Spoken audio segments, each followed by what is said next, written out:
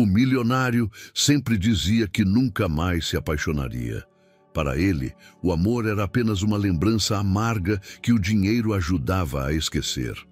Mas bastou ver sua ex cantando na praça, com aquele sorriso que conhecia tão bem, e dois meninos idênticos a ele ao seu lado, para que tudo desmoronasse outra vez.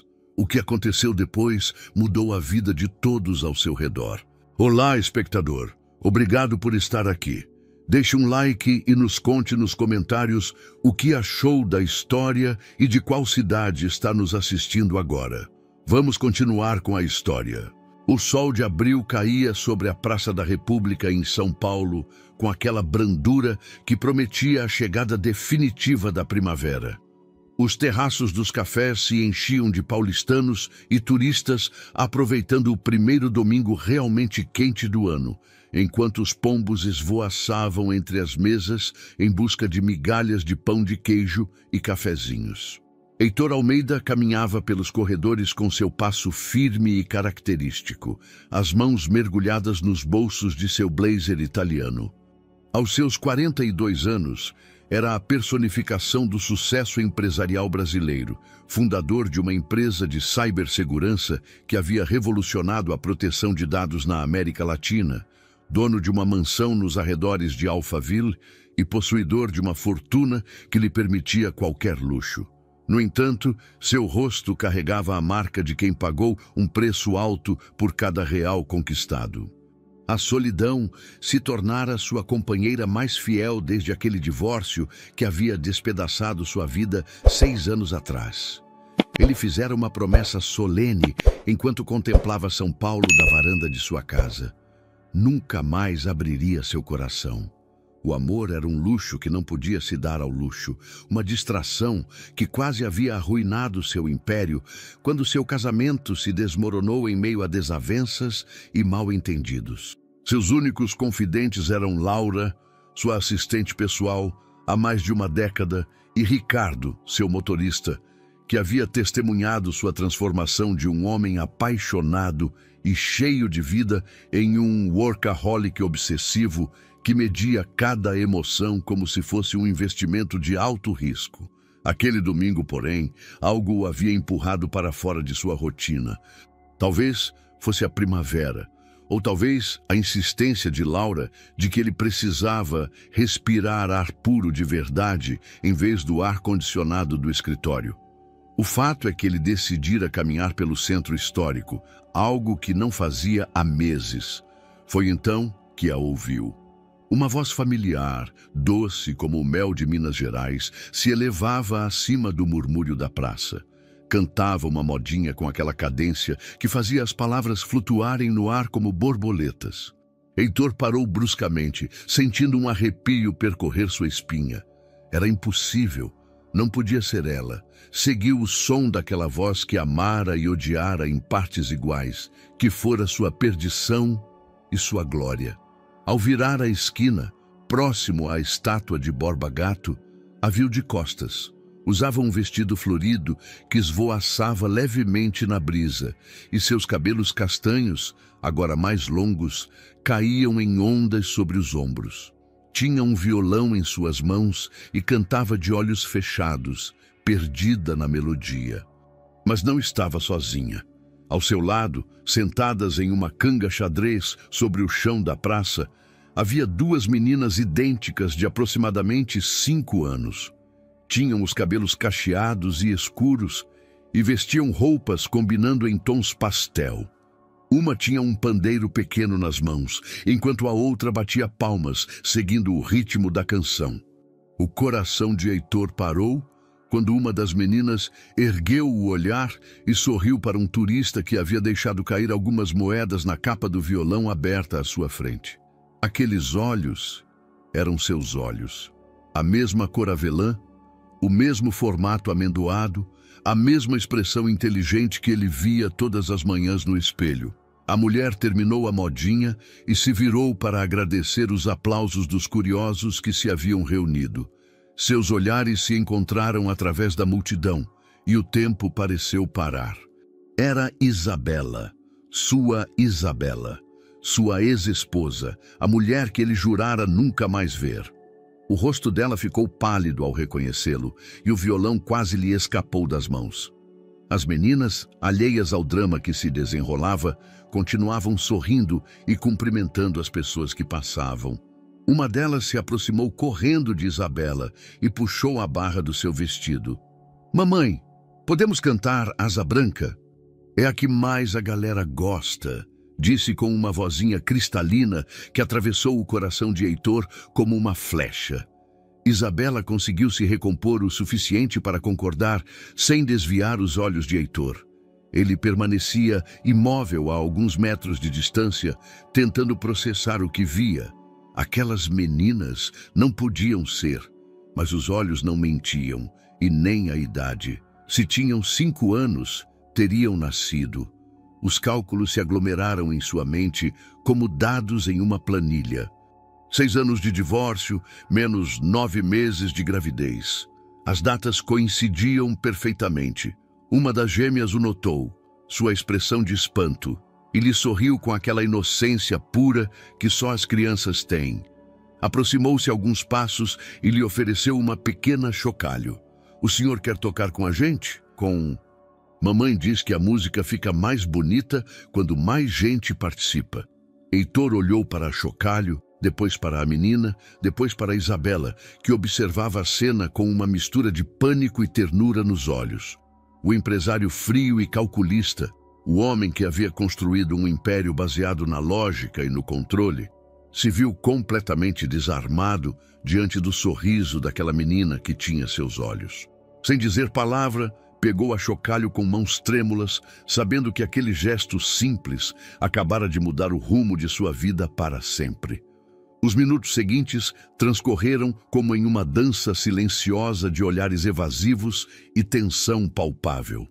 Heitor mantinha a chocalho em suas mãos, sem ousar usá-la nem devolvê-la, enquanto Isabela tentava continuar com seu espetáculo como se nada tivesse acontecido. Mas sua voz tremia levemente ao cantar Asa Branca, e seus dedos vacilavam sobre as cordas do violão. As gêmeas, completamente alheias ao drama que se desenrolava entre os adultos, curtiam a música com aquela alegria pura que caracteriza as crianças. A que havia oferecido a chocalho a Heitor se chamava Sofia, segundo ele pôde ouvir quando sua irmã a chamou. A outra respondia pelo nome de Alice. Ambas tinham aquela espontaneidade encantadora que fazia os transeuntes sorrirem. E Heitor notou, com uma mistura de orgulho e dor, como vários espectadores comentavam o quanto elas eram anjos. Quando terminou a canção, Isabela recolheu rapidamente suas coisas com movimentos nervosos. As meninas protestaram, queriam cantar mais uma, mas ela lhes prometeu sorvetes se comportassem bem e a ajudassem a guardar tudo. Heitor sabia que era sua chance de se aproximar, mas as pernas pareciam ter se transformado em chumbo. "Meninas, vão lavar as mãos naquela fonte", murmurou Isabela, apontando para a fonte central da praça. "Já volto." Era evidente que ela queria conversar com ele a sós. As pequenas correram alegremente em direção à fonte, e pela primeira vez em 6 anos, Heitor e Isabela se encontraram frente a frente, sem testemunhas. "Não esperava te ver aqui", disse ela em voz baixa, evitando seu olhar enquanto guardava o violão em sua capa gasta. "Nem eu esperava te ver com elas", respondeu Heitor, sua voz rouca pela emoção contida. "Isabela, preciso saber." "Não aqui", interrompeu ela, olhando nervosamente para onde as meninas brincavam. "Não na frente delas." "São minhas?" A pergunta saiu de seus lábios antes que ele pudesse impedi-la. Isabela fechou os olhos com força, como se as palavras lhe tivessem causado dor física. Quando os abriu, havia lágrimas ameaçando transbordar. "Heitor, por favor." "Elas têm meus olhos, Isabela, e a idade. Meu Deus, elas têm 5 anos. Sua voz se quebrou levemente. "Como você pôde me esconder?" Ela se endireitou com aquela dignidade que ele lembrava tão bem, a mesma que o havia apaixonado e enlouquecido durante o casamento. Não te escondi nada. Descobri que estava grávida 2 semanas depois de assinar os papéis do divórcio. Liguei para seu escritório 3 vezes. Laura me disse que você havia dado ordens específicas para que não me passassem nenhuma ligação. Heitor sentiu como se tivesse recebido um soco no estômago. Lembrava-se perfeitamente de ter dado aquelas instruções. Estava magoado, furioso, queria apagar qualquer vestígio de Isabela de sua vida. Mas você poderia ter insistido, poderia ter vindo ao escritório, poderia ter... Poderia ter o quê, Heitor? Isabela o interrompeu, sua voz carregada de uma amargura contida durante anos. Me humilhar mais do que já estava? Implorar para que você me ouvisse depois que você me expulsou de sua vida, como se eu fosse um erro empresarial que precisava ser corrigido? As meninas voltaram correndo, alheias à tensão que pairava entre os adultos. Alice se pendurou no braço de Isabela. Mamãe, quem é esse senhor? Por que ele está com cara triste? Sofia, a mais observadora das duas, estudou o rosto de Heitor com aquela curiosidade sem filtros própria dos 5 anos. Ele se parece um pouco com a gente, né, Alice? Ele tem os mesmos olhos. O coração de Heitor parou. Isabela ficou ainda mais pálida, se é que isso era possível. Ele é um amigo da mamãe de muito tempo atrás, conseguiu articular Isabela. Meninas, vamos recolher as coisas. Precisamos ir embora. Mas você disse que ia nos comprar sorvete, protestou Alice. E vou comprar. Vamos. Heitor as viu se afastarem, sentindo como se uma parte dele se despedaçasse a cada passo que davam. Justo antes de desaparecerem entre a multidão, Sofia se virou e gritou: "Tchau, senhor triste. Espero te ver de novo." Heitor ficou ali, imóvel no meio da praça, com a chocalho ainda na mão, sabendo que sua vida acabara de mudar para sempre. Os dias seguintes se passaram como uma tortura deliciosa para Heitor. Não conseguia se concentrar nas reuniões, os relatórios financeiros se embaçavam diante de seus olhos e, pela primeira vez em anos, Laura teve que cancelar várias reuniões importantes porque ele simplesmente não estava presente mentalmente. "Senhor Almeida, o senhor está bem?" perguntou Laura na quarta-feira de manhã, depois que ele ficara olhando pela janela por 20 minutos sem responder às suas perguntas sobre o orçamento do próximo trimestre. "O senhor parece diferente desde domingo." Heitor se virou da janela de seu escritório na Torre Itália, de onde se dominava toda São Paulo. A cidade se estendia diante dele como um mapa de possibilidades, mas pela primeira vez em anos, ele se sentia perdido nela. "Laura, você se lembra das ligações que eu bloqueei da Isabela depois do divórcio?"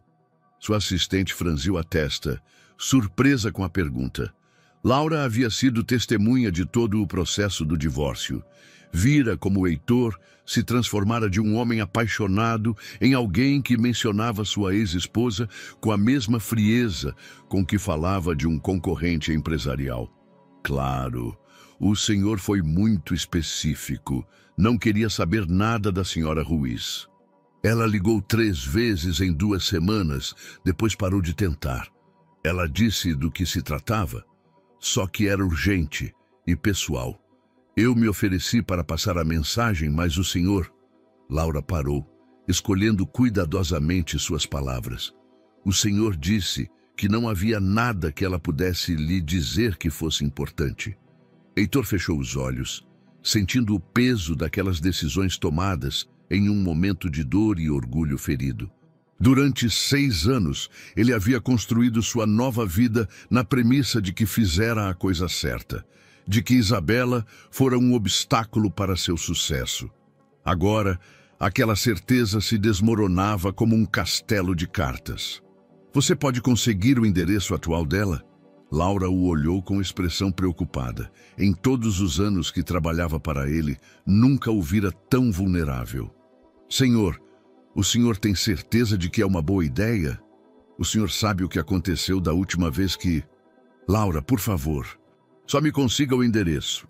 Enquanto esperava a informação, Heitor mergulhou na internet buscando qualquer vestígio de Isabela nos últimos anos. O que encontrou o surpreendeu e o entristeceu em partes iguais. Sua ex-esposa, que fora uma advogada promissora especializada em direito internacional, havia abandonado completamente sua carreira profissional. Em seu lugar, ele encontrou vídeos no YouTube de Isabela cantando em pequenos bares de São Paulo, resenhas de suas apresentações em cafés do bairro da Vila Madalena e fotos em redes sociais onde ela aparecia sempre com as gêmeas. Elas viviam em um pequeno apartamento no bairro da Bela Vista, segundo a informação que Laura lhe forneceu naquela mesma tarde. O endereço lhe pareceu familiar. Era uma zona boêmia, cheia de pequenos teatros, galerias de arte e restaurantes aconchegantes. Muito diferente do luxo asséptico de Alphaville, onde ele residia. Na quinta-feira à noite, depois de muito debater consigo mesmo, Heitor pediu a Ricardo que o levasse até a rua onde Isabela morava. Não tinha intenção de subir nem de confrontá-la. Só queria ver, entender como era a vida de suas filhas. O prédio era do início do século XX, com aquela arquitetura paulistana típica de sacadas de ferro e fachada de tijolo vermelho. Da rua ele podia ver luz em uma das janelas do terceiro andar, e seu coração acelerou ao imaginar que atrás daqueles vidros estavam suas filhas. "Subimos, senhor?" perguntou Ricardo, que havia estacionado discretamente do outro lado da rua. "Não, só vamos esperar um pouco." Como se o destino tivesse ouvido seus pensamentos, a porta do prédio se abriu e Isabela saiu de mãos dadas com as gêmeas. As três estavam vestidas com roupas simples, mas cuidadas, e se dirigiam para a pequena praça que havia no final da rua. Heitor as seguiu à distância, sentindo uma mistura de culpa por espioná-las e fascínio por observar suas filhas em seu ambiente natural. Elas se sentaram em um banco sob um poste de luz, e Isabela tirou um livro de contos de sua bolsa. As meninas se aconchegaram uma de cada lado da mãe, e durante os minutos seguintes, Heitor foi testemunha de uma cena de intimidade familiar que o atravessou a alma. Isabela lia com vozes diferentes para cada personagem. As gêmeas riam e faziam perguntas, e entre as três criavam um pequeno mundo perfeito sob a luz amarelada do poste. Foi então que Heitor compreendeu a magnitude do que havia perdido. Não só havia perdido os primeiros 5 anos de vida de suas filhas, havia perdido a oportunidade de ser parte daquela conexão mágica, daquelas pequenas rotinas que constroem as lembranças mais preciosas de uma família. Quando voltaram para o prédio, Heitor pediu a Ricardo que o levasse para casa. Durante todo o trajeto, manteve o olhar fixo nas luzes de São Paulo que passavam pela janela, enquanto em sua mente começava a se formar um plano. Não podia mudar o passado, mas talvez, só talvez, pudesse construir um futuro diferente. A pergunta que o atormentava já não era se Isabela lhe havia ocultado suas filhas por despeito ou por orgulho. A pergunta real era: o que ele estava disposto a fazer para recuperar o tempo perdido? Na sexta-feira de manhã, Heitor tomou uma decisão que teria sido impensável uma semana atrás. Cancelou todas as suas reuniões e se dirigiu ao Parque Ibirapuera. Ele havia descoberto, graças às suas pesquisas na internet, que Isabela se apresentava todas as sextas de manhã no chafariz próximo ao lago, onde turistas e paulistanos se aglomeravam para desfrutar do ambiente boêmio do parque. Vestiu-se de maneira casual, algo completamente incomum nele, com uma calça jeans escura e uma camisa de linho branca, e colocou óculos escuros e um boné de beisebol. Não queria ser reconhecido, pelo menos não imediatamente.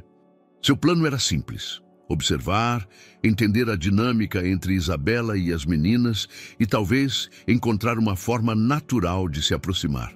Quando chegou ao local, Isabela já havia começado sua apresentação.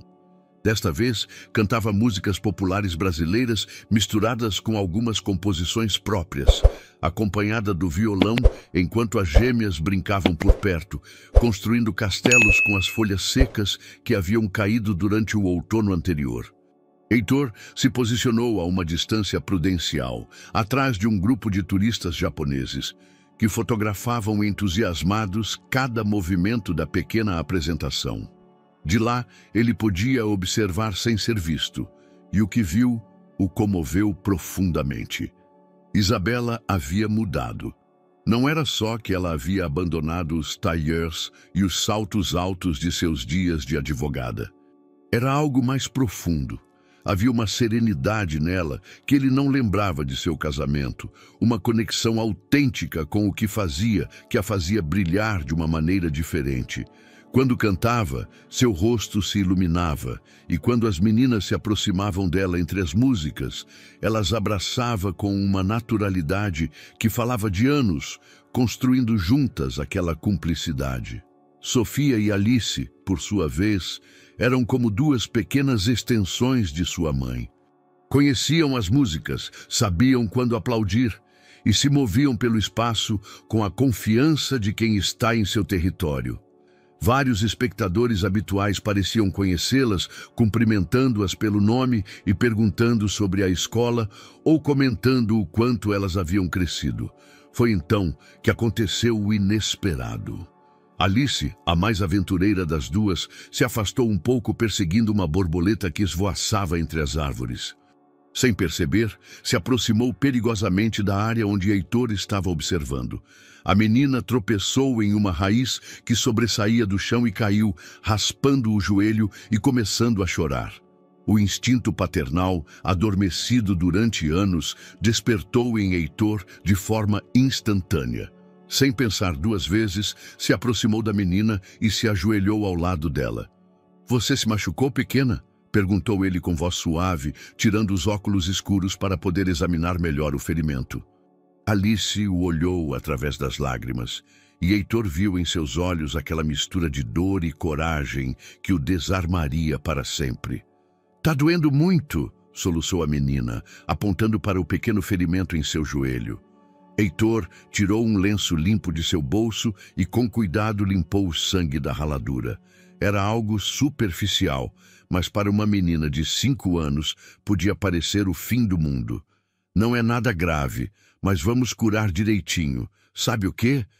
Minha avó me ensinou um truque mágico para não doer." Alice parou de chorar, intrigada. "Um truque mágico?" Heitor sorriu, lembrando vagamente como sua avó havia curado suas próprias feridas na infância. "Você sopra 3 vezes no machucado enquanto pensa em algo que te deixa muito feliz. Quer tentar?" A menina concordou solenemente e seguiu as instruções.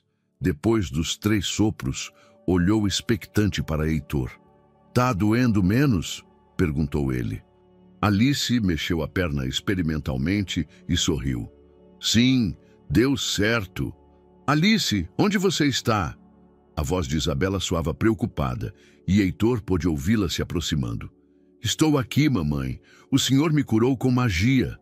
Isabela apareceu entre as árvores com Sofia na mão e o violão pendurado no ombro. Quando viu Heitor ajoelhado ao lado de Alice, parou bruscamente. As emoções se sucederam em seu rosto como fotogramas de um filme. Surpresa, alarme, reconhecimento e, finalmente, uma mistura de gratidão e cautela. "O que aconteceu?" perguntou, se aproximando rapidamente para examinar Alice.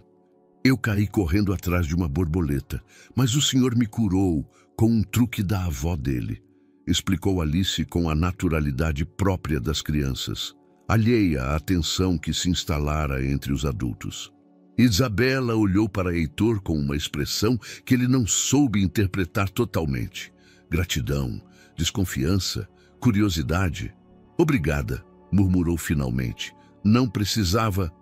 "Era o mínimo que eu podia fazer", interrompeu Heitor suavemente.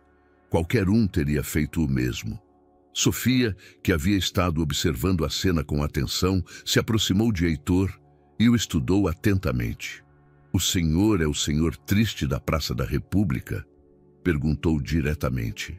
Heitor sorriu apesar da tensão do momento. Sou eu, mas não estou tão triste assim.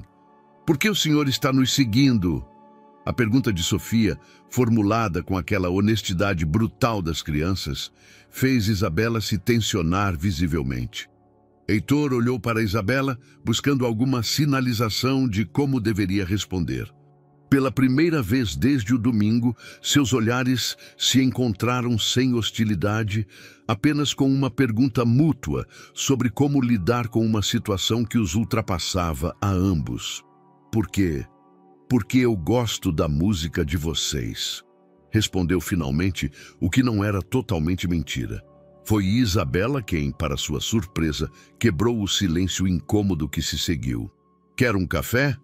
Tem uma confeitaria aqui perto onde eles costumam nos deixar tocar depois da apresentação do parque. Era um convite pequeno, hesitante, mas que soou como uma sinfonia completa aos ouvidos de Heitor. A confeitaria Doce Mel era exatamente o tipo de lugar que Heitor teria evitado em sua vida anterior. Pequena, aconchegante, com mesas desiguais e paredes cheias de fotos de artistas locais. Mas enquanto seguia Isabela e as gêmeas para uma mesa próxima à janela, ele se sentiu estranhamente em paz. As meninas se acomodaram imediatamente, como se fosse sua segunda casa. O garçom, um homem mais velho com barba grisalha e avental manchado de café, as cumprimentou com familiaridade. Minhas artistas favoritas, o de sempre? Sim, por favor, Manuel. E um café só para o senhor, respondeu Isabela, apontando discretamente para Heitor. Como você sabe que eu tomo café só? Perguntou Heitor, surpreso com o detalhe. Isabela esboçou um sorriso triste. Algumas coisas não mudam, imagino. As gêmeas pediram seus milkshakes de chocolate com chantilly e, enquanto esperavam, se dedicaram a colorirem uns cadernos que Manuel lhes havia trazido. Era evidente que essa rotina se repetia semanalmente, que aquela pequena confeitaria era parte integral de suas vidas. Faz muito tempo que vocês vêm aqui? Perguntou Heitor, tentando quebrar o gelo. 3 anos, respondeu Isabela. Manuel nos deixou tocar quando ninguém mais nos dava uma oportunidade. No começo, era só aos domingos à tarde, mas agora também às sextas depois do Ibirapuera. Heitor concordou, calculando mentalmente. 3 anos significava que Isabela havia começado aquela nova vida quando as meninas tinham apenas 2 anos. Ele se perguntou como teria sido para ela, uma mulher acostumada aos tribunais e às negociações corporativas, se adaptar à incerteza da vida artística. Mamãe, posso mostrar o meu desenho para o senhor? Sofia ergueu a cabeça de seu caderno, mostrando uma paisagem colorida onde se viam 3 figuras ao lado de um violão gigante. Claro, querida. Sofia se aproximou de Heitor com a naturalidade própria das crianças e lhe mostrou sua obra. Esse é o senhor, disse apontando para uma figura com chapéu. E essas somos nós. Estamos todos tocando música juntos. Heitor sentiu um nó na garganta. No desenho da menina, ele não era um estranho, mas sim parte da família musical. É lindo, Sofia. Você gosta de desenhar? Eu gosto de tudo o que tem a ver com cores, respondeu a menina. Alice prefere os números. Ela sempre conta quantas pessoas nos ouvem quando a gente canta. Hoje teve 47 pessoas, interveio Alice com orgulho, e 2 cachorros. Heitor sorriu, reconhecendo em Alice sua própria tendência a quantificar tudo. E qual foi o dia que mais gente ouviu vocês? 128, exclamaram as duas em uníssono.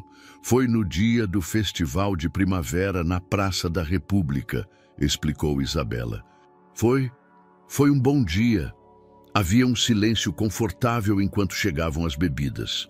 Heitor observou Isabela enquanto ela ajudava as meninas com seus milkshakes, notando os pequenos gestos de cuidado que ela havia aperfeiçoado durante esses anos de maternidade solo. Isabela, começou finalmente, abaixando a voz para que as meninas não pudessem ouvir por cima do ruído de suas conversas. Precisamos conversar. Conversar de verdade. Ela o olhou por cima de sua xícara de café, e Heitor viu em seus olhos a mesma mistura de determinação e vulnerabilidade que havia caracterizado seus melhores e piores momentos durante o casamento. Eu sei, murmurou, mas não aqui, não na frente delas. Quando? Isabela hesitou, olhando para as gêmeas que estavam completamente absorvidas em seus desenhos. Aos sábados à tarde eu levo elas para a casa da minha mãe, em Ribeirão Preto. A gente poderia se encontrar aqui sábado às 5. Perfeito. Durante a hora seguinte, Heitor se deixou levar pela estranha normalidade da situação. As meninas lhe fizeram perguntas sobre tudo. Se ele tinha animais de estimação? Não. Se ele sabia tocar algum instrumento, tocar piano na infância, se ele gostava de viajar mais do que deveria. Ele respondeu com uma paciência que ele mesmo não sabia que possuía, descobrindo que conversar com crianças de 5 anos era mais complexo e gratificante do que ele havia imaginado. Sofia lhe ensinou a fazer barquinhos de papel com as guardanapos, enquanto Alice lhe explicou sua teoria sobre por que alguns números eram mais bonitos que outros. Isabela observava essas interações com uma expressão que Heitor não conseguia decifrar completamente, mas que parecia conter mais curiosidade que hostilidade. Quando chegou a hora de ir embora, as gêmeas se despediram dele com a espontaneidade que ele já estava começando a adorar. "O senhor vai vir nos ver cantar de novo?" perguntou Alice. "Se sua mãe não se importar", respondeu Heitor, olhando para Isabela. Ela concordou quase imperceptivelmente. Às quartas, a gente se apresenta na Praça Roosevelt e às sextas, no Ibirapuera. Era um convite velado, mas um convite afinal. Enquanto os via se afastarem pela rua, Heitor sentiu que algo fundamental havia mudado nele. Pela primeira vez em anos, ele tinha algo para esperar que não estava relacionado a balanços trimestrais ou estratégias de expansão. Ele tinha um encontro no sábado e 2 pequenas razões para acreditar que talvez, só talvez, nem tudo estava perdido. O homem que jurara nunca mais abrir seu coração acabara de passar a tarde mais feliz dos últimos 6 anos, colorindo desenhos e aprendendo que o número 7 era bonito porque tinha a forma de um escorregador. O sábado chegou carregado de uma chuva fina que transformava São Paulo em uma aquarela cinza. Heitor chegou ao Doce Mel, 15 minutos antes do horário combinado, nervoso como não se sentia desde suas primeiras apresentações para investidores internacionais. Ele havia trocado de roupa 3 vezes antes de sair de casa, finalmente decidindo por uma calça social escura e um suéter de cachemir azul marinho.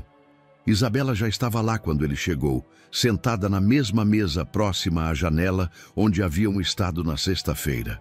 Usava um vestido de lã bordô e tinha os cabelos presos em um coque baixo, que deixava à mostra uns pequenos brincos de prata que ele se lembrava de ter lhe dado em seu 2º aniversário de casamento. "Você chegou cedo", observou ela quando ele se aproximou. "A pontualidade é um velho hábito", respondeu Heitor, sentando-se em frente a ela. "As meninas estão bem com sua mãe?" "Elas adoram ir a Ribeirão Preto. Minha mãe as mima com doces caseiros e deixa elas ajudarem no jardim." Isabela brincou com a colher de seu café. "Acho que ela vai transformá-las nas únicas meninas de 5 anos que sabem diferenciar manjericão e orégano." A conversa casual se esgotou rapidamente e ambos se sumiram em um silêncio incômodo que se estendia entre as xícaras de café como um território inexplorado. "Isabela", começou finalmente Heitor, "preciso entender o que aconteceu. Tudo." Ela suspirou profundamente, como se estivesse se preparando para aquele momento durante toda a semana. "Por onde você quer que eu comece? Pela noite em que você decidiu que nosso casamento era uma falência empresarial que precisava ser liquidada? Ou pelas manhãs em que eu acordava sozinha porque você já tinha ido para o escritório?" Ou talvez pelos jantares corporativos, onde você me apresentava como minha mulher, mas conversava comigo menos que com os garçons. As palavras caíram entre eles como cacos de vidro. Heitor sentiu cada uma como um tapa, mas também como um alívio estranho. Finalmente alguém estava lhe dizendo a verdade.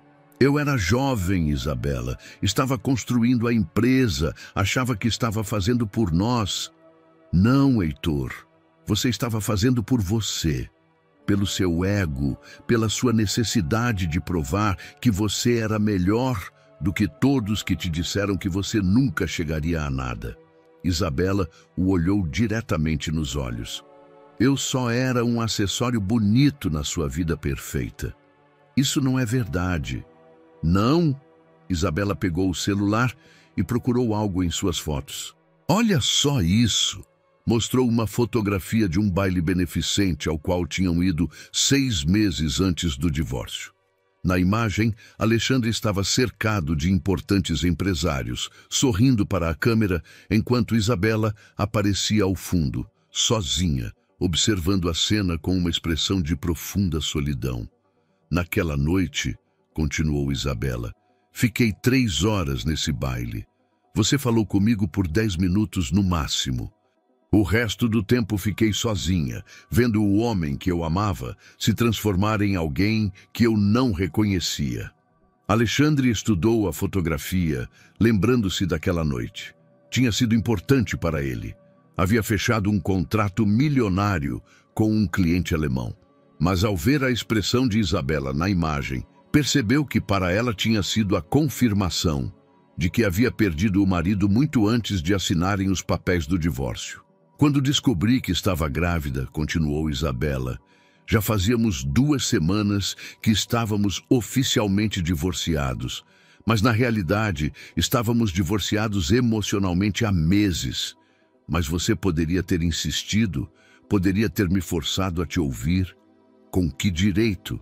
Isabela inclinou-se para a frente e Alexandre pôde ver a dor acumulada durante anos em seus olhos. Você me expulsou da sua vida com uma frieza cirúrgica. Trocou as fechaduras da casa, tirou meu nome de todas as contas bancárias e disse a Carmen que não me passasse ligações. O que eu devia fazer? Armar um barraco no seu escritório? Implorar? Eu tinha o direito de saber que ia ser pai. E eu tinha o direito de ser tratada como uma pessoa, não como um investimento que não havia dado os resultados esperados. Isabela recostou-se na cadeira, exausta pela intensidade emocional da conversa. Alexandre, quando soube que estava grávida, o primeiro sentimento não foi alegria, foi terror. Terror de criar sozinha um filho, sim. Mas também terror de que você fosse como o homem em que você se havia transformado durante o último ano do nosso casamento. E agora, você ainda sente esse terror? Isabela o estudou por um longo momento, como se estivesse avaliando não só suas palavras, mas também os gestos, o tom de voz, a forma como ele havia interagido com as gêmeas. Não sei, admitiu finalmente. O homem que conheci na sexta-feira, que curou o joelho da Helena e que passou 1 hora pintando com as meninas, esse homem me lembra aquele de que me apaixonei há 10 anos. Mas também vi como você pode mudar quando as circunstâncias ficam difíceis. Eu mudei, Isabela. Esses 6 anos me ensinaram coisas que eu não sabia que precisava aprender. Como o quê? Alexandre hesitou, buscando as palavras adequadas. Como que toda a riqueza do mundo não vale nada se você não tem com quem compartilhar? Como que o sucesso profissional pode ser a forma mais sofisticada de fracasso pessoal? Como que fechar o coração para protegê-lo da dor também o fecha para a felicidade? Isabela permaneceu em silêncio, digerindo suas palavras. O que você quer, Alexandre? O que você espera dessa situação? Era a pergunta que ele vinha se fazendo a semana toda, mas até aquele momento não havia sido capaz de articular uma resposta honesta. Quero conhecer minhas filhas. Quero fazer parte das vidas delas, da forma que você considerar apropriada. E, hesitou antes de continuar, quero a oportunidade de mostrar que o homem que eu era há 6 anos não sou eu agora. Isabela o olhou por um longo momento. E pela primeira vez, desde que se tinham reencontrado, Alexandre viu algo que poderia ter sido esperança em seus olhos. Tudo bem, disse finalmente, mas vamos com calma e com condições. As condições são inegociáveis, começou Isabela, tirando uma pequena agenda da bolsa. Alexandre reconheceu o gesto. Era a mesma agenda que ela usava quando era advogada para tomar notas durante negociações importantes. Alguns hábitos, aparentemente, nunca desapareciam completamente. Primeira condição: nada de presentes caros. As meninas não precisam que você as compre com brinquedos de luxo ou experiências extravagantes. O que elas precisam é consistência e presença genuína. Alexandre assentiu, embora internamente seu primeiro instinto tivesse sido exatamente esse: compensar o tempo perdido com presentes espetaculares. Segunda condição: você não vai dizer a elas que é o pai delas até que eu considere que é o momento adequado. Elas vão te conhecer como Alexandre, um amigo da mamãe, e ponto final. Essa condição doeu mais do que ele esperava, mas ele entendia a lógica por trás. Quanto tempo você calcula aqui? Não sei. Depende de como tudo vai. Pode ser 1 mês, podem ser 6. Não vou colocar a estabilidade emocional delas em risco para satisfazer sua necessidade de reconhecimento paternal. Entendido. Terceira condição: os encontros serão sempre em espaços públicos ou na minha presença. Nada de levá-las para sua casa, nada de saídas a sós, pelo menos por enquanto. Me parece razoável.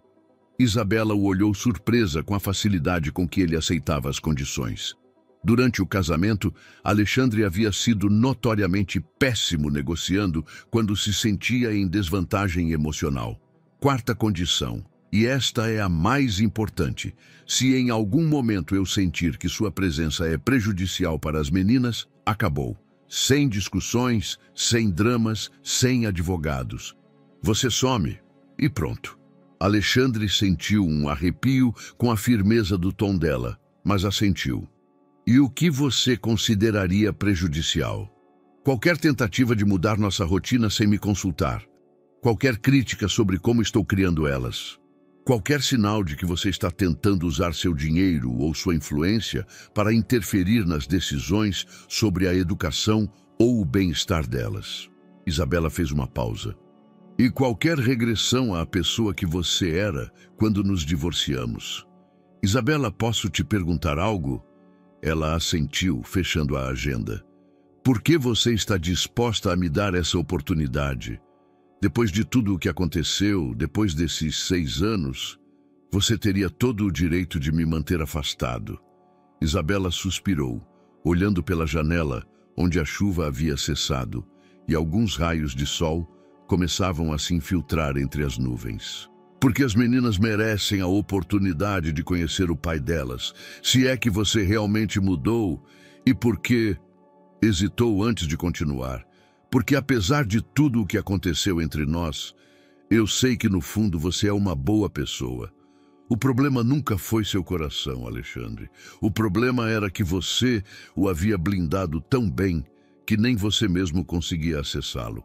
Durante os minutos seguintes, estabeleceram os detalhes práticos.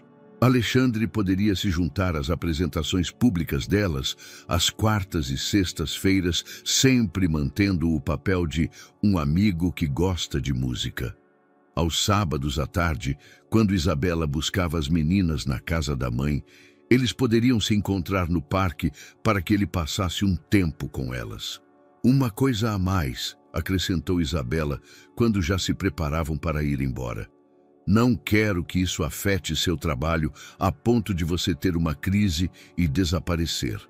As meninas não entendem os altos e baixos do mundo empresarial. Já tomei providências a respeito, respondeu Alexandre. Deleguei muitas responsabilidades à minha equipe de direção. Minha presença diária no escritório já não é tão crítica como antes. Isabela o olhou com expressão cética. Sério? O homem que costumava revisar até as contas de limpeza aprendeu a delegar? Alexandre sorriu pela primeira vez em toda a conversa. Digamos que eu tive alguns anos para refletir sobre minhas prioridades. Quando saíram do café, o sol havia conseguido se impor às nuvens, banhando as ruas úmidas de São Paulo com uma luz dourada que fazia os charcos brilharem como espelhos. Caminharam juntos até a entrada do metrô, onde Isabela pegaria o trem para Campinas. Alexandre, disse ela antes de descer as escadas, não estrague tudo. Essa é sua única chance. Ele a olhou nos olhos, vendo neles uma mistura de esperança e advertência que o comoveu profundamente. Eu não vou, eu prometo. Enquanto via Isabela desaparecer pelas escadas do metrô, Alexandre sentiu uma estranha combinação de nervosismo e emoção. Pela primeira vez em anos, ele tinha um objetivo que não estava medido em termos de lucros ou cotas de mercado. Ele tinha a oportunidade de ser pai. Na quarta-feira seguinte, quando chegou à Praça da República, viu as gêmeas de longe e sentiu algo que não havia experimentado em décadas: borboletas no estômago. Sofia o viu primeiro e fez um gesto entusiasmado com a mão. Alexandre, a mamãe disse que você viria. Era oficial. Havia começado a parte mais importante da sua vida e desta vez ele estava decidido a não estragar. 3 meses depois do primeiro encontro na Praça da Sé, Alexandre havia se tornado uma figura familiar no pequeno mundo artístico de Isabela e das gêmeas. Os frequentadores da Praça da República já o conheciam como o senhor que sempre traz churros ou o amigo da Isabela que sabe todos os nomes das canções. Era quarta-feira à tarde e Alexandre chegou pontualmente à praça com uma sacola de papel manchada de óleo que continha churros recém-feitos da confeitaria Colombo. Havia se tornado uma tradição não planejada que as meninas esperavam com entusiasmo e que Isabela tolerava com um sorriso que tentava ser severo, mas que não conseguia esconder sua ternura. Alexandre! Helena correu em direção a ele assim que o viu aparecer na esquina da rua Líbero Badaró.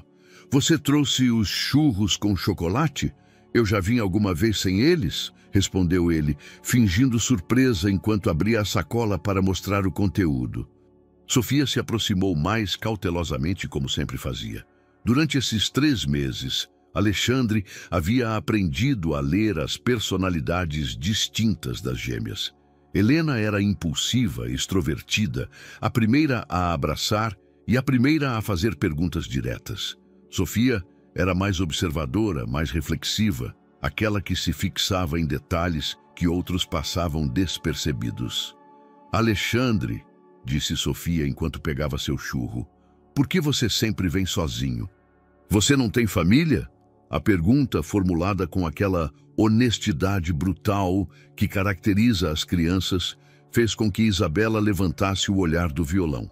Durante esses meses, eles haviam conseguido estabelecer uma dinâmica confortável, mas as perguntas difíceis das meninas ainda geravam momentos de tensão. Eu tenho família, respondeu Alexandre cuidadosamente, mas moro sozinho.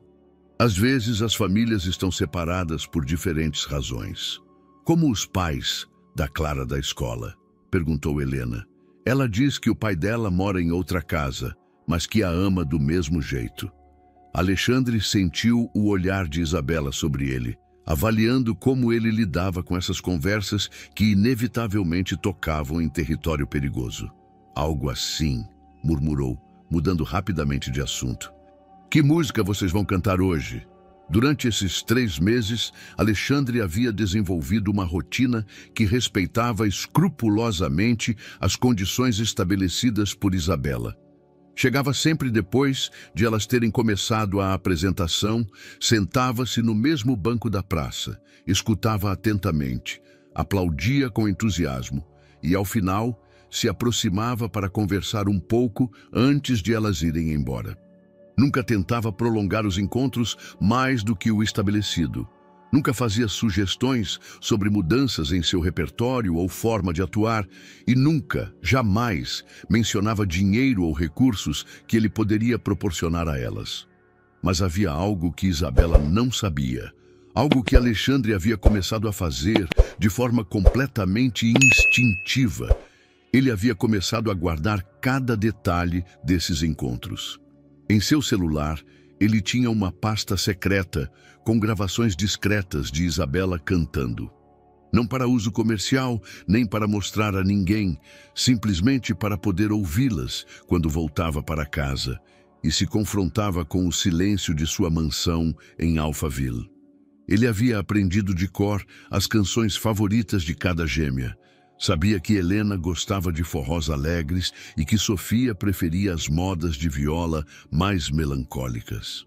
Também havia começado a pesquisar sobre educação infantil, lendo livros sobre psicologia do desenvolvimento e artigos sobre criação positiva. Durante as reuniões de empresa, quando seus sócios falavam de estratégias de crescimento e expansão internacional, ele pensava se Helena já havia superado o medo de cachorros grandes ou se Sofia havia conseguido decorar a música nova que Isabela vinha ensinando a elas. Alexandre, você está bem? A voz de Isabela o tirou de seus pensamentos. Você parece distante. Ele percebeu que havia estado observando-as tocar nos últimos minutos com uma expressão que provavelmente revelava mais do que ele pretendia. Estou bem. Só curtindo a música. Isabela lhe dirigiu um olhar que ele não soube interpretar totalmente. Durante esses 3 meses, entre eles, havia se desenvolvido uma comunicação estranha, feita de silêncios confortáveis e conversas superficiais que evitavam cuidadosamente os temas profundos. Mamãe, interrompeu Sofia, podemos pedir ao Alexandre para cantar com a gente? Ele tem uma boa voz. Como você sabe que eu tenho uma boa voz? Perguntou Alexandre divertido. Porque quando você acha que a gente não te ouve, você canta baixinho as músicas que já conhece. Isabela sorriu pela primeira vez, de forma completamente natural, desde que se tinham reencontrado. A Sofia está certa. Eu te vi mexendo os lábios, seguindo as letras. Alexandre se sentiu descoberto, mas de uma forma que não lhe era desconfortável. No colégio eu cantava no coral, admitiu. Faz uns 30 anos. Então você pode cantar com a gente. Helena aplaudiu emocionada. Verdade, mamãe? Isabela hesitou por um momento, mas depois assentiu. Uma música, algo que todos nós saibamos. Elas escolheram Asa Branca, uma música tradicional brasileira que Alexandre lembrava da infância. Enquanto cantava junto com Isabela e as gêmeas, sentiu algo que não havia experimentado em décadas, a sensação de pertencer a algo maior que ele mesmo. Os transeuntes pararam para ouvir, alguns começaram a aplaudir e, quando terminaram, um grupo de turistas argentinos gritou "Bravo!" e encheu a capa do violão de moedas. Foi bonito, admitiu Isabela enquanto guardavam o violão. Alexandre assentiu, sem ousar dizer o que realmente pensava, que tinha sido o momento mais feliz de sua vida adulta. Enquanto as via se afastar, como fazia todas as quartas e sextas-feiras, Alexandre sentiu a familiar mistura de satisfação e nostalgia. Ele estava construindo algo, lentamente, pacientemente, mas estava construindo sobre fundamentos que ainda não sabia se eram suficientemente sólidos. O que ele não sabia era que aquele equilíbrio precário estava prestes a se abalar de uma forma que nenhum deles poderia ter previsto. O 4º mês de sua nova rotina chegou acompanhado de 2 notícias que mudariam o delicado equilíbrio que tinham construído.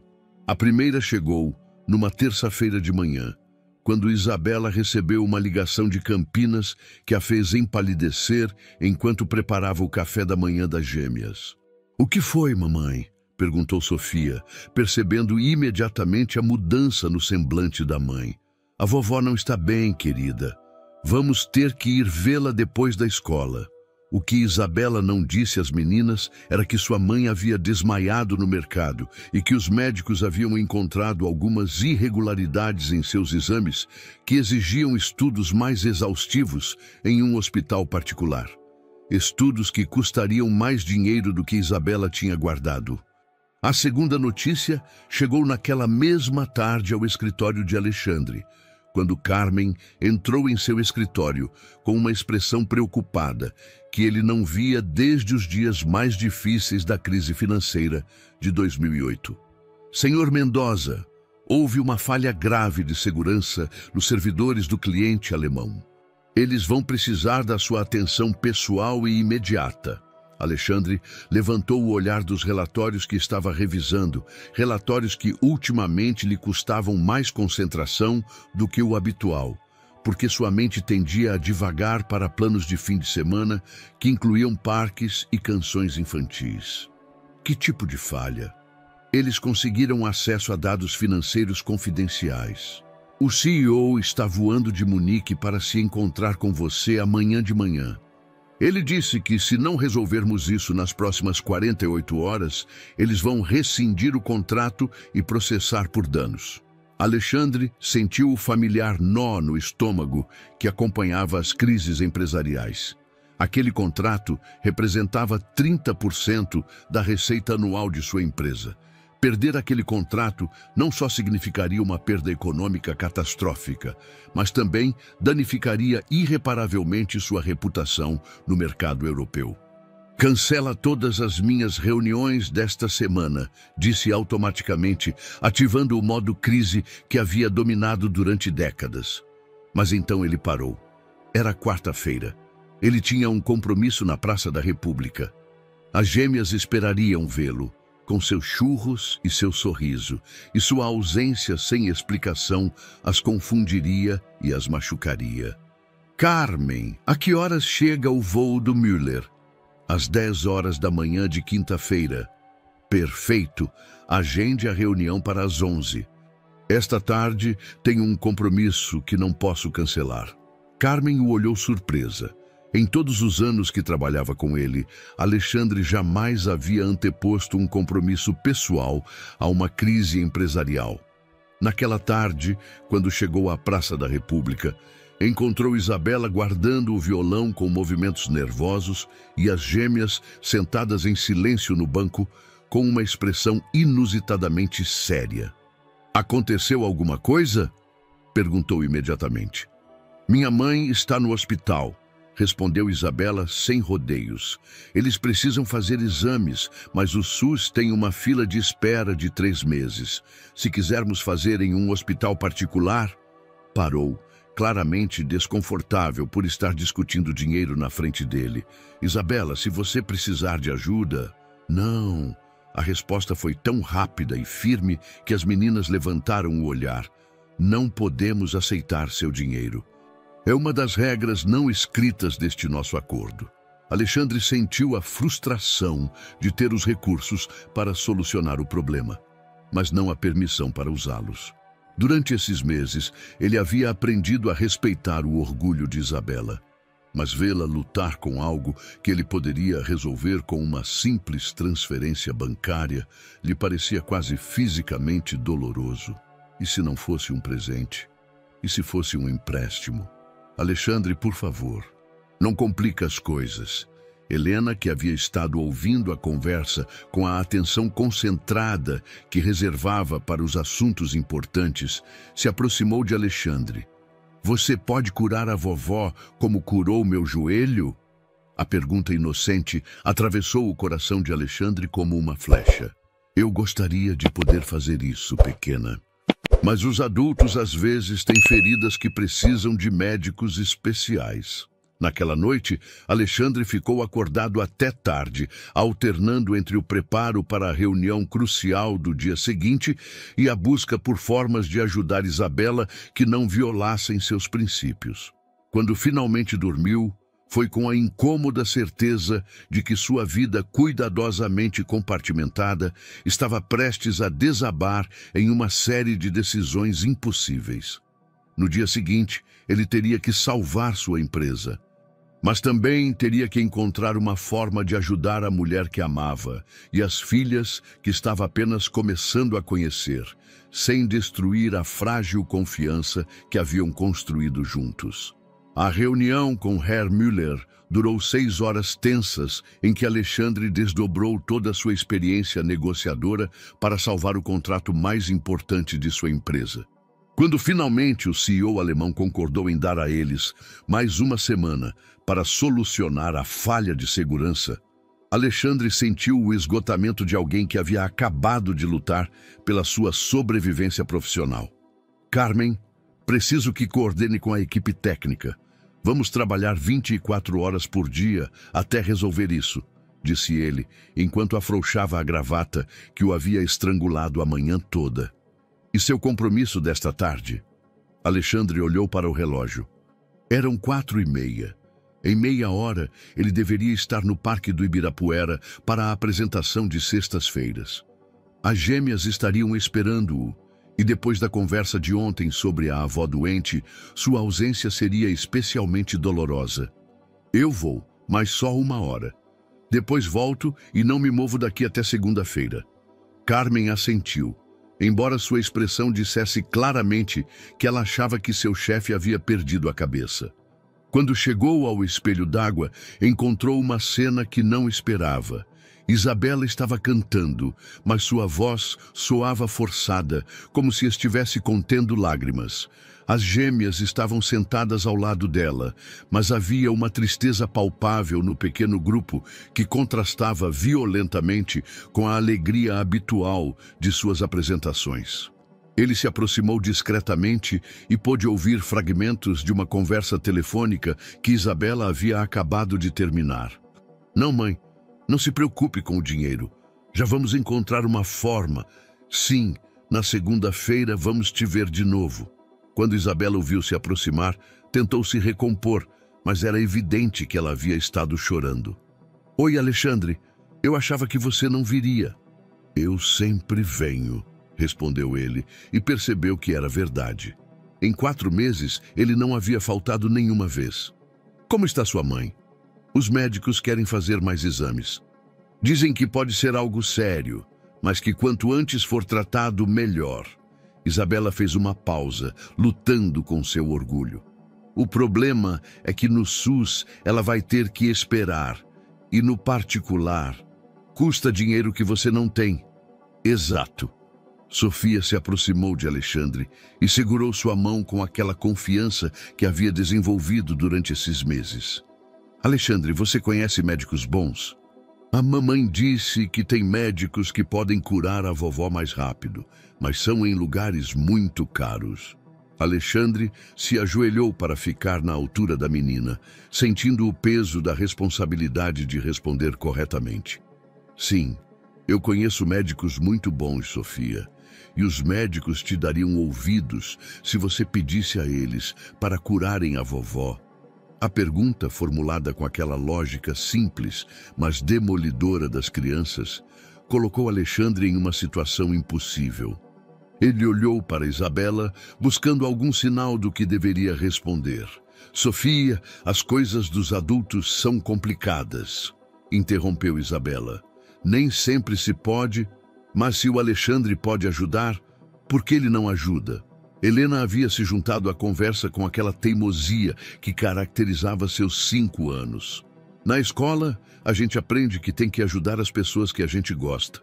Alexandre sentiu que estava no momento mais importante desses 4 meses.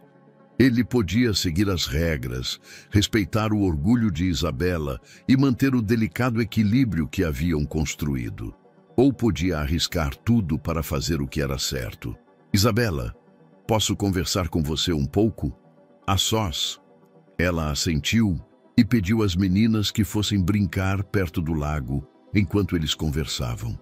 Me escuta bem, começou Alexandre quando ficaram sozinhos. Sua mãe precisa de atendimento médico imediato. Eu tenho os recursos para providenciá-lo. E você tem uma regra que diz que não pode aceitar minha ajuda. Alexandre, deixa eu terminar. Durante esses 4 meses, eu respeitei suas regras porque eu entendia que você precisava manter o controle. Mas há momentos na vida em que as regras se tornam mais importantes do que as pessoas, e esse é um erro que eu já cometi uma vez. Isabela o olhou com uma mistura de surpresa e algo que poderia ter sido admiração. O que você está propondo? Uma aliança. Não um resgate, não caridade. Uma aliança entre duas pessoas que compartilham algo importante, o bem-estar daquelas duas meninas e da avó que as adora. E o que você ganha com essa aliança? Alexandre hesitou por um momento antes de responder, sabendo que sua resposta mudaria irreversivelmente a natureza de seu relacionamento. A possibilidade de fazer parte de uma família. A oportunidade de minhas filhas saberem que seu pai é alguém em quem elas podem confiar quando as coisas ficam difíceis. Isabela ficou em silêncio por um longo momento, observando as gêmeas que brincavam perto do lago, alheias ao drama que se desenvolvia entre os adultos. "Tudo bem", disse finalmente, "mas com uma nova condição. Isso significa que nós não somos mais apenas conhecidos. Se eu aceitar sua ajuda, você terá que estar preparado para as consequências. Para tudo o que isso implica." Alexandre assentiu, entendendo perfeitamente que eles acabaram de cruzar uma linha da qual não haveria volta. Na segunda-feira de manhã, enquanto a mãe de Isabela era atendida pela melhor equipe de oncologistas de São Paulo em uma clínica particular na Avenida Paulista, Alexandre estava em seu escritório resolvendo a crise de segurança mais complexa de sua carreira profissional. Ele havia dormido 3 horas no total durante o fim de semana, mas pela primeira vez em anos, o esgotamento não se devia unicamente ao trabalho. O domingo havia sido diferente. Pela primeira vez, ele havia passado o dia todo com Isabela e as gêmeas. Eles tinham ido juntos ao hospital visitar a avó, haviam almoçado em um pequeno restaurante perto de Campinas e à tarde tinham voltado para São Paulo no carro de Alexandre. Durante o trajeto, algo havia mudado. As gêmeas, que até então haviam aceitado Alexandre como o amigo da mamãe que traz churros, começaram a fazer perguntas mais diretas. "Alexandre", havia dito Helena do banco de trás, "por que você tem os mesmos olhos que a gente?" A pergunta havia caído no carro como uma bomba silenciosa. Isabela havia virado a cabeça para olhar Alexandre, e ele havia sentido que chegara o momento que vinha temendo e desejando ao mesmo tempo por 5 meses. "Às vezes, as pessoas se parecem sem serem família", havia respondido Isabela rapidamente, mas sua voz soava forçada. "Não", havia insistido Sofia, com aquela perspicácia que a caracterizava. "Não é só que se parece, é igual às fotos do álbum da mamãe." "Que álbum?", havia perguntado Alexandre, genuinamente curioso. "O álbum onde você sai com a mamãe quando vocês eram mais jovens", havia explicado Helena com naturalidade. "A mamãe não sabia que a gente tinha visto, mas está na gaveta de cima da cômoda dela." Isabela havia empalidecido. "Meninas, vocês não deveriam ter remexido nas minhas coisas." "Mas mamãe", havia interrompido Sofia, "por que você não nos disse que o Alexandre aparecia nas fotos? É que você o conhecia de antes?" Alexandre havia parado o carro na beira da rodovia, incapaz de dirigir enquanto processava a informação.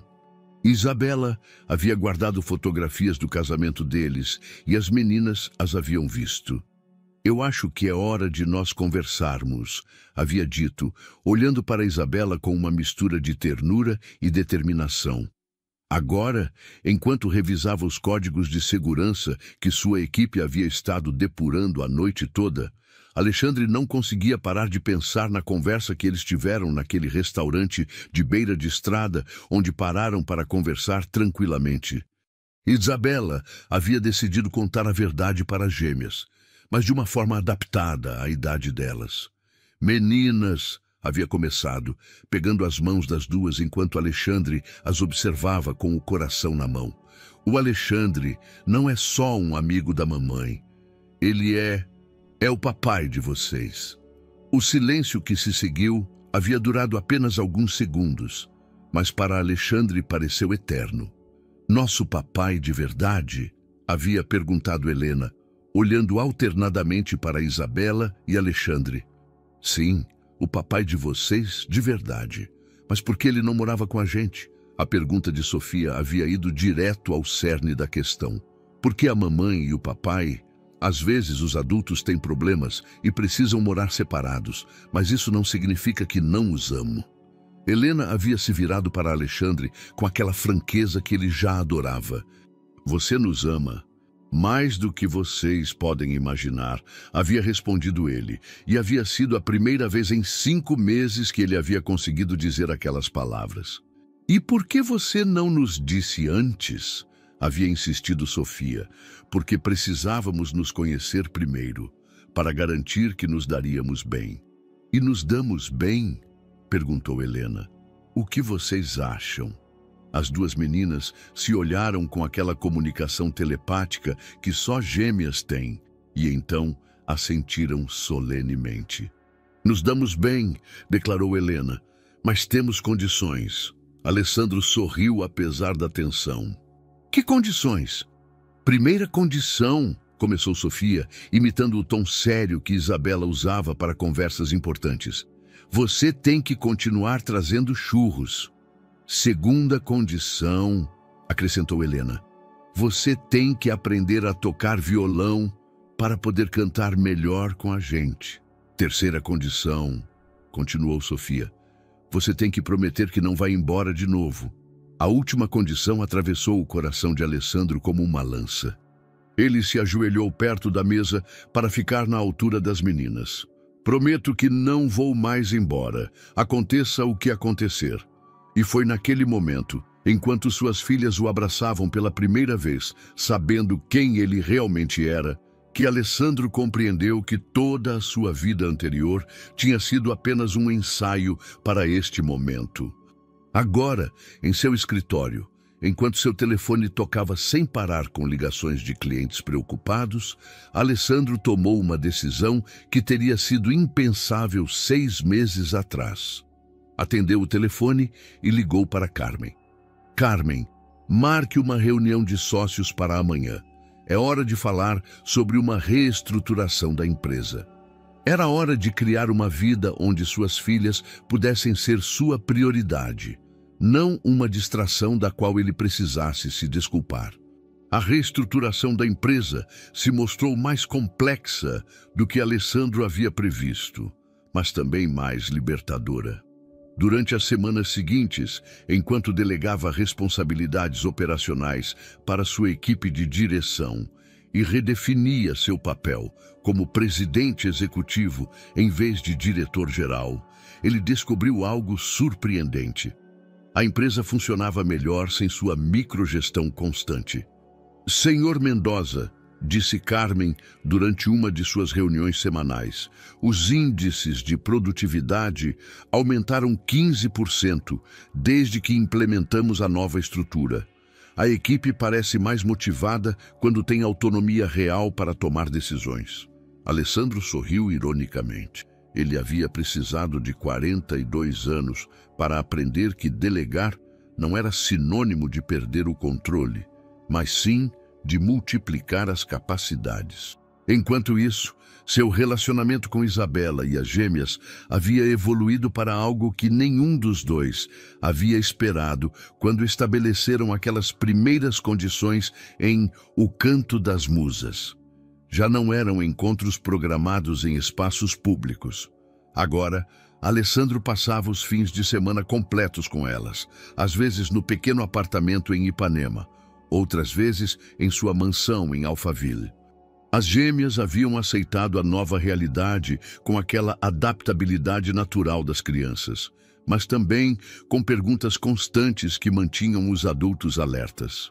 Papai, disse Helena num sábado de manhã, enquanto tomavam café juntos na cozinha de Isabela. Por que sua casa é tão grande se você mora sozinho? Porque eu a comprei quando pensava que ia enchê-la de família, respondeu Alessandro sem pensar. E a honestidade de sua resposta surpreendeu até Isabela. E agora que você já tem família, você vai enchê-la? Perguntou Sofia com aquela lógica implacável que a caracterizava. Alessandro olhou para Isabela, procurando algum sinal sobre como responder. Durante essas semanas, eles haviam evitado cuidadosamente falar sobre o futuro, construindo seu novo relacionamento dia a dia, sem ousar planejar além do fim de semana seguinte. Isso depende, respondeu finalmente. Vocês gostariam que enchêssemos a casa? A gente poderia ter um jardim grande, onde plantar flores como a avó? Perguntou Helena. E um quarto só para música, onde a mamãe pode ensaiar? Acrescentou Sofia. E balanços, declarou Helena definitivamente. Tem que ter balanços.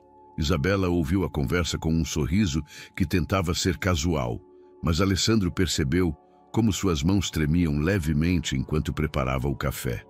Naquela mesma tarde, enquanto as gêmeas brincavam no Parque Ibirapuera, Alessandro e Isabela tiveram a conversa que vinham evitando há semanas. No que estamos pensando, Alessandro? Perguntou ela, enquanto observavam as meninas se balançarem. 6 meses atrás, a gente não se falava e agora... E agora estamos agindo como uma família, completou ele. Você está com medo? Estou aterrorizada, admitiu Isabela. Mas não pelas razões que você pensa. Do que você tem medo, então? Tenho medo de me apaixonar por você de novo. Tenho medo das meninas se acostumarem a ter você e depois algo dar errado. Tenho medo... Ela fez uma pausa, lutando com as palavras. Tenho medo de que desta vez tenhamos tanto a perder que não sobrevivamos a um fracasso. Alessandro pegou sua mão, entrelaçando seus dedos com os dela. Isabela, não posso te prometer que serei perfeito. Esses meses me mostraram que ainda tenho muito a aprender sobre ser pai, sobre ser parceiro, sobre fazer parte de algo maior que meu ego. Mas posso te prometer que nunca mais colocarei nada acima desta família. Nem mesmo a empresa. A empresa existe para nos dar segurança e liberdade. No dia em que ela se transformar em algo que me afaste de vocês, eu a vendo. Isabela o olhou com uma expressão que ele não via desde os primeiros dias de seu casamento. Esperança pura e sem defesas. As meninas estão perguntando quando você vai se mudar oficialmente para casa, murmurou ela. E o que você disse a elas? Que é uma decisão que temos que tomar juntos, os 4. Naquela noite, durante o jantar no apartamento em Ipanema, as gêmeas levantaram a questão com aquela franqueza direta que caracterizava todas as conversas importantes naquela família. Papai, começou Sofia, quando você vai morar com a gente para sempre? Vocês gostariam que eu morasse com vocês para sempre? Perguntou Alessandro. Sim, exclamaram as duas em uníssono. E você, mamãe? Helena dirigiu a pergunta a Isabela com aquela perspicácia que às vezes era incômoda. Você quer que o papai more com a gente? Isabela olhou para Alessandro e em seus olhos ele viu o reflexo de seus próprios medos e esperanças. Sim, sussurrou ela. Sim, eu quero. E assim, numa mesa de cozinha cercada por restos de espaguete e desenhos infantis, eles tomaram a decisão mais importante de suas vidas. Voltar a ser uma família, mas desta vez construindo sobre fundamentos mais sólidos, feitos de compreensão, respeito e a sabedoria que só se ganha através da perda. Outubro chegou ao Rio de Janeiro, pintando as árvores do Parque Ibirapuera de dourado e avermelhado, e com ele chegou também uma oportunidade que mudaria tudo mais uma vez. Isabela recebeu uma ligação que esperava há anos. O Festival Internacional de Música Popular Brasileira queria incluí-la em sua programação de novembro, em Salvador. É a oportunidade da minha vida, explicou a Alessandro naquela mesma noite, enquanto as gêmeas dormiam em seu novo quarto, na mansão em Alphaville. Eles já viviam juntos há 3 semanas. E a casa, que antes era um mausoléu ao sucesso empresarial, se havia transformado num lar cheio de risos, música e brinquedos espalhados. Quanto tempo você ficaria fora? Perguntou Alessandro, embora pelo tom fosse evidente que ele já temia a resposta. Uma semana para o festival, mas depois existe a possibilidade de uma turnê pela Europa. 3 meses pela França, Itália, Alemanha. Um empresário artístico quer promover a música popular brasileira e eu seria a artista principal. Alessandro sentiu um frio familiar no estômago, o mesmo que havia experimentado anos atrás, quando as oportunidades profissionais se transformavam em ameaças para sua vida pessoal. E as meninas? Elas poderiam ir comigo. Há outros artistas que viajam com suas famílias. Seria uma experiência incrível para elas. Mas havia algo na voz de Isabela que sugeria que aquela não era toda a história. Alessandro a conhecia o suficiente para saber quando havia informações que ela não estava compartilhando. Isabela, o que mais tem? Ela suspirou, sentando-se no sofá, onde apenas algumas semanas antes, as gêmeas haviam construído um forte com almofadas. O empresário não tem certeza de que uma cantora com responsabilidades familiares pode dedicar o tempo e a energia necessários para fazer a turnê com sucesso. Ele sugeriu que seria melhor se eu pudesse viajar sozinha, pelo menos durante esta primeira oportunidade. O quarto ficou cheio de um silêncio pesado. Alessandro sentiu que estava se enfrentando à prova definitiva de tudo o que havia aprendido durante esses meses. O velho Alessandro teria começado imediatamente a calcular prós e contras, a buscar formas de controlar a situação, a propor alternativas que minimizassem os riscos para ele. "O que você quer fazer?" perguntou finalmente. "Não sei", admitiu Isabela. "Há um ano eu teria agarrado a primeira oportunidade sem pensar 2 vezes. Mas agora tenho muito mais a considerar." "Você está falando das meninas?" "Estou falando de nós, desta família que construímos. De você." Ela se virou para olhá-lo diretamente. "Alessandro, durante 6 anos criei as meninas sozinha, lutei pela minha carreira sozinha, tomei todas as decisões importantes sozinha. Pela primeira vez em muito tempo, não preciso fazer isso sozinha. Mas isso também significa que minhas decisões afetam vocês." Alessandro se aproximou dela e tomou suas mãos, percebendo como elas tremiam levemente. "Isabela, posso te contar algo que aprendi muito tarde no meu primeiro casamento?" Ela assentiu. "Aprendi que amor de verdade não é tentar reter alguém. Amor de verdade é dar a ela asas para voar, sabendo que se ela realmente te ama, ela encontrará a forma de voltar para você." Os olhos de Isabela se encheram de lágrimas. "Você está me dizendo para ir?" "Estou te dizendo para fazer o que você precisa fazer para ser feliz. E estou prometendo que as meninas e eu estaremos aqui quando você voltar. E se a turnê se estender? E se surgirem mais oportunidades? E se..." "Isabela", interrompeu-a suavemente. 6 meses atrás, eu ficava aterrorizado com a ideia de perder o controle sobre qualquer aspecto da minha vida. Agora aprendi que o único controle real que temos é sobre nossas próprias ações e decisões. Não posso controlar o que vai acontecer no futuro, mas posso escolher confiar em nós." Naquela noite, Isabela tomou sua decisão. Ela aceitaria ir ao festival em Salvador, mas com uma condição: Alessandro e as gêmeas a acompanhariam. Depois do festival, avaliariam juntos a proposta da turnê europeia. "Você tem certeza de que pode deixar a empresa por uma semana?" perguntou ela enquanto faziam as malas. Alessandro sorriu, lembrando-se do homem que havia sido apenas 1 ano atrás. "A empresa sobreviveu 30 anos antes de eu fundá-la e sobreviverá perfeitamente sem mim durante uma semana. Além disso", acrescentou, abraçando-a pela cintura, "minhas prioridades mudaram."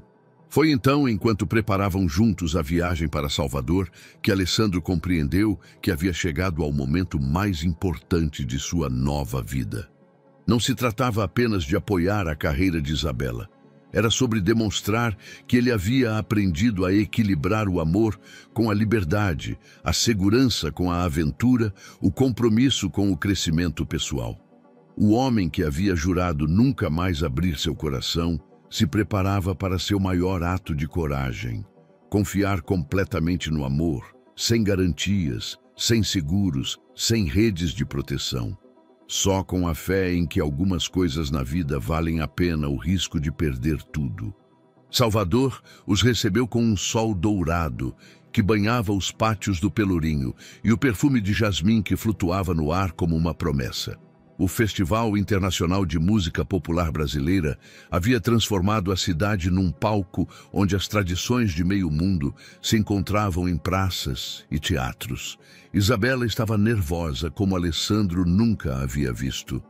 Durante os ensaios anteriores à sua apresentação, ele observava das poltronas do Teatro Castro Alves, com as gêmeas dormindo em seus braços, fascinado por ver a mulher que amava brilhar no palco que sempre havia merecido.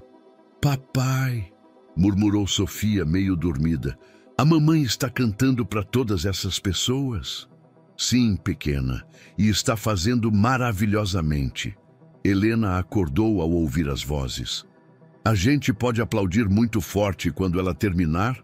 Podemos aplaudir o mais forte que quisermos." Na noite da apresentação, Isabela subiu ao palco com um vestido de renda azul marinho que Alessandro a havia visto escolher naquela manhã com mãos trêmulas. Mas quando começou a cantar, todo o nervosismo desapareceu. Sua voz encheu o teatro com uma paixão e uma técnica que fizeram o público se levantar antes que terminasse a primeira música. Alessandro sentiu uma mistura de orgulho e algo mais profundo. A compreensão absoluta de que estava apaixonado não apenas por Isabela, a mãe, não apenas por Isabela, a mulher que havia construído uma vida com ele, mas por Isabela, a artista, a mulher que havia perseguido seus sonhos, apesar de todos os obstáculos. Quando terminou sua apresentação com uma música que havia composto para as gêmeas, o teatro explodiu em aplausos.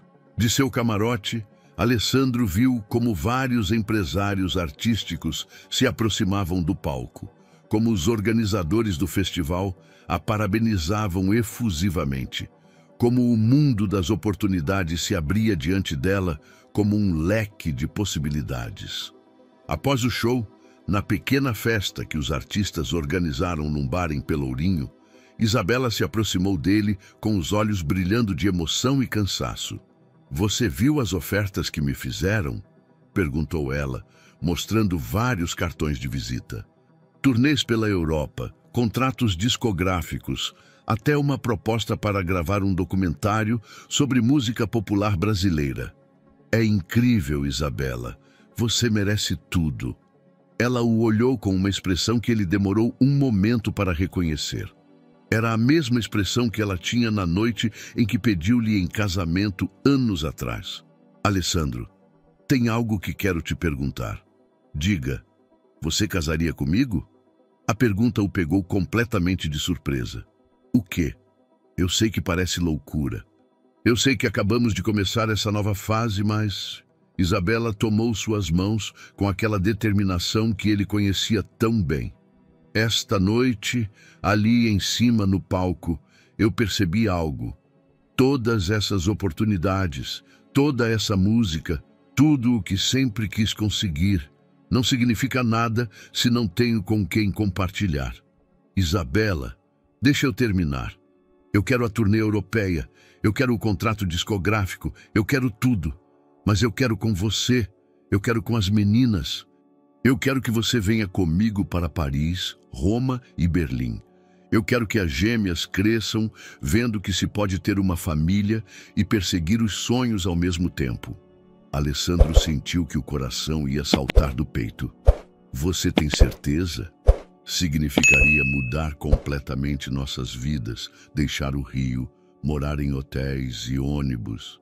"Tenho certeza. Mas somente se você também estiver." Alessandro olhou para onde as gêmeas brincavam com outras crianças do festival.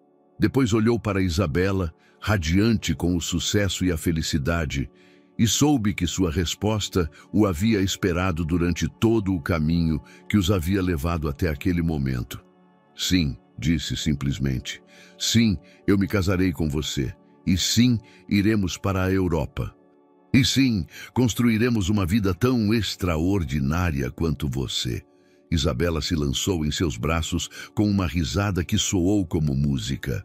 6 meses depois, numa pequena cerimônia no jardim da casa em Alphaville, onde agora cresciam as flores que Helena havia plantado e onde Sofia havia conseguido os balanços que pedira, Alessandro e Isabela se casaram pela segunda vez.